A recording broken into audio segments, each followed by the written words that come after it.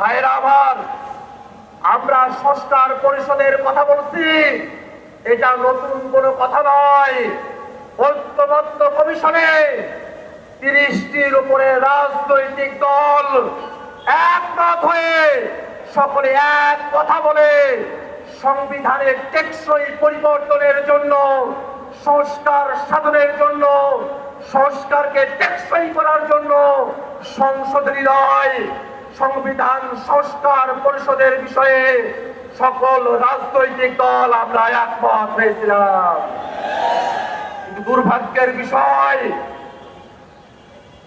ভোটের আগে পর্যন্ত তারা ফরমালি গণভোটের বিপক্ষে বলে নাই, কিন্তু ভোটের পরে টুঠাট মেজরিটি পাওয়ার কারণে তারা জনগণের রায়কে বিভ্রান্তি দেখানোর সাহস করছে।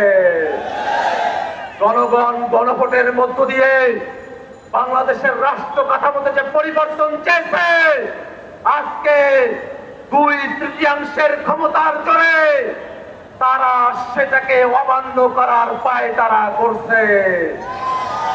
ভাইরা আমার, তারা সংবিধানের কথা বলছে, আমরাও বলি দেশ পরিচালনা করতে সংবিধান লাগবে, কিন্তু সেই সংবিধান 72-এর মুজিববাদী সংবিধান না। সেই সংবিধান শেখ হাসিনার সংবিধান না। সেই সংবিধান কোন দল বিএনপির সংবিধান না।